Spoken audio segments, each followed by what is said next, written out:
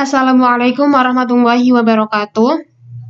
Kami dari kelompok 7 yang beranggotakan saya sendiri, Lis Nuryanti, bersama rekan-rekan kita. Yang pertama Muhammad Nur Ihsan dan Fitria Mafaizatul Imamah. Kami akan memaparkan mengenai materi kita pada pagi hari ini tentang kerangka kerja kurikulum. Langsung saja materi pertama mengenai definisi dan karakteristik dari pengembangan kurikulum yang akan dijelaskan oleh teman kita Fitria Mafaizatul Imamah. Bahasan pertama adalah mengenai pengertian atau definisi kerangka kerja pengembangan kurikulum. Kerangka kerja merupakan rencana penulisan yang memuat garis-garis besar dari suatu karangan yang akan digarap dan merupakan rangkaian ide yang disusun secara sistematis, logis, jelas, terstruktur, dan teratur. Sedangkan pengembangan kurikulum adalah proses perencanaan kurikulum agar menghasilkan rencana kurikulum yang luas dan spesifik. Maka dari itu, dapat disimpulkan bahwa kerangka kerja kurikulum adalah proses perencanaan kurikulum yang disusun secara sistematis, logis, jelas, dan terstruktur sehingga menghasilkan rencana kurikulum yang luas dan spesifik. Selanjutnya adalah karakteristik pengembangan kurikulum. Yang pertama, rencana kurikulum harus mempunyai tujuan yang jelas. Lalu yang kedua, suatu kegiatan yang dilakukan di sekolah adalah bagian dari kurikulum yang dirancang sesuai dengan prosedur pengembangan kurikulum. Yang ketiga, rencana kurikulum yang baik dapat menghasilkan terjadinya proses belajar yang baik berdasarkan kebutuhan dan minat siswa.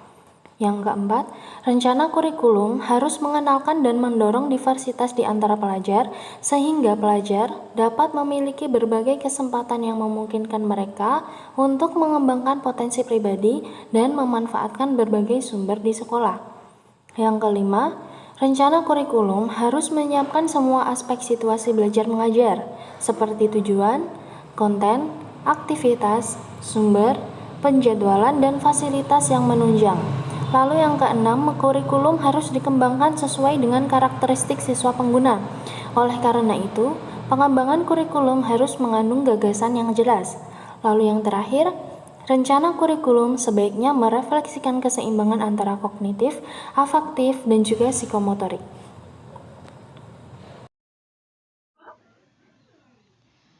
Materi yang selanjutnya yaitu tentang prinsip dalam pengembangan kurikulum.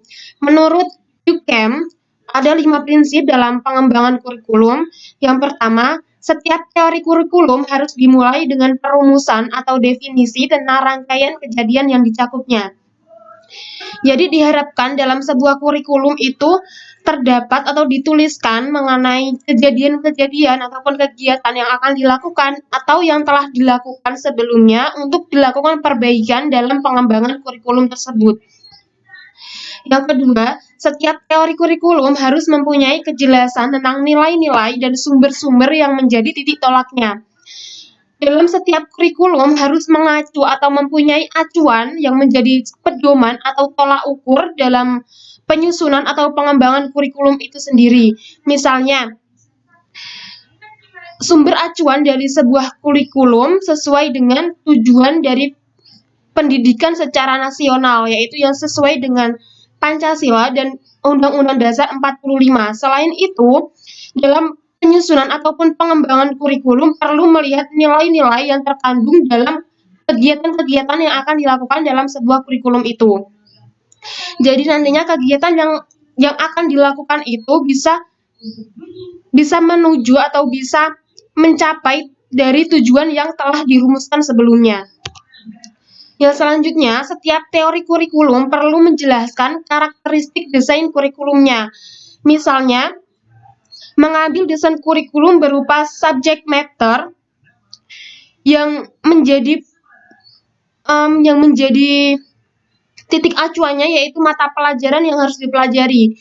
Jadi dalam kurikulum itu harus menjelaskan atau memaparkan materi-materi apa saja yang akan dikembangkan, materi apa saja yang akan diajar, dengan metode yang bagaimana, dengan desain yang seperti apa, dan lain sebagainya. Yang selanjutnya yaitu setiap teori kurikulum harus menggambarkan proses-proses penentuan kurikulum serta interaksi di antara proses tersebut. Nah, selain kegiatan ataupun sumber-sumber karakteristik desain. Di dalam kurikulum itu juga perlu pemaparan dari proses penentuan atau pengembangan kurikulum itu sendiri, mulai dari penyusunan dari tim pengembangan kurikulum dan kegiatan-kegiatan yang berlangsung selanjutnya. Yang selanjutnya yaitu setiap teori kurikulum hendaknya mempersiapkan ruang untuk dilakukannya proses penyempurnaan. Nah, setelah menyusun pengembangan kurikulum, yang selanjutnya yaitu mewadahi pihak-pihak yang terkait untuk dilakukan evaluasi terhadap kurikulum yang telah dikembangkan atau yang telah disusun. Dengan begitu akan terlihat bagian mana sih yang kurang dalam perbaikan atau sebelah mana sih yang perlu diperbaiki untuk bisa menyempurnakan pengembangan kurikulum itu sendiri. Yang selanjutnya yaitu tentang kerangka kerja dari pengembangan kurikulum. Yang pertama, asumsi.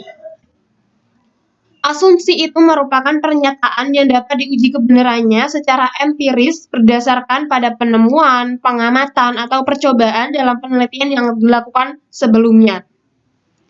Nah, asumsi yang digunakan dalam pengembangan kurikulum itu menekankan kepada keharusan pengembangan kurikulum yang telah terkonsep dan diinterpretasikan dengan cepat. Jadi dalam pengembangan kurikulum itu harus mempunyai ide-ide ataupun dasar-dasar yang akan dikembangkan. Nah, ide-ide tersebut atau asumsi pernyataan tersebut itu sudah terkonsep oleh pihak-pihak tersebut dan sudah terbukti kebenarannya dan dapat diuji, dan kemudian diinterpretasikan dalam pengembangan kurikulum itu sendiri.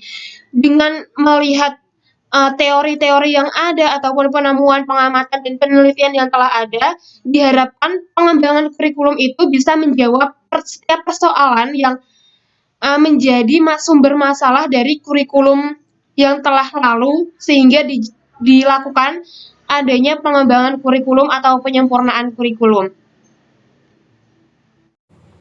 Baik, selanjutnya adalah tujuan pengembangan kurikulum. Tujuan atau goals di sini dinyatakan dalam rumusan yang lebih abstrak, bersifat umum, dan pencapaiannya relatif jangka panjang.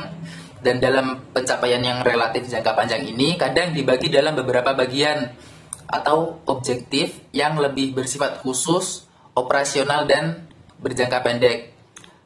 Selanjutnya nomor 3 ada penilaian kebutuhan. Kebutuhan dalam pengembangan kurikulum ini didefinisikan sebagai kebutuhan keadaan aktual atau saat ini dan keadaan yang dicita-citakan dalam tujuan tadi. Kebutuhan yang saat ini untuk memenuhi kebutuhan yang masa mendatang yang dicita-citakan. Nomor 4 ada konten kurikulum. Dalam pembelajaran ada seperti buku LKS, ada video acuan, dan itu namanya konten kurikulum untuk menyelaraskan apa yang diajarkan dalam sekolah. Nomor 5 ada sumber materi kurikulum. Dalam pembikinan konten kurikulum tadi tentunya nggak awur-awuran dan setelah adanya pengkajian dan penelitian, tentunya melibatkan beberapa sumber materi kurikulum dari sumber bacaan ataupun sumber lain. Selanjutnya ada nomor 6, implementasi kurikulum. Ini adalah bagian yang sangat penting juga karena sesuatu yang udah dirumuskan dari awal, tujuan tadi, konten tadi, sumber tadi, nggak akan berarti nggak guna kalau tidak diimplementasikan atau dipraktekkan. Nah, selanjutnya nomor 7 ada evaluasi kurikulum. Evaluasi kurikulum ini juga sangat penting karena setelah penentuan tujuan kurikulum tadi serta praktek atau implementasi kurikulum, maka perlu diadakan evaluasi kurikulum untuk membenahi nilai-nilai kurikulum yang kurang pas maupun memberi pertimbangan sesuatu yang bisa digunakan agar pengembangan kurikulum ini lebih optimal. Nah, nomor 8 ini ada keadaan di masa mendatang atau keadaan di masa mendatang ini dipertimbangkan dalam keadaan seperti perkembangan zaman, perkembangan teknologi, agar kurikulum ini lebih up to date, lebih nggak ketinggalan zaman gitu. Cukup dari kami, terima kasih. Wassalamualaikum warahmatullahi wabarakatuh.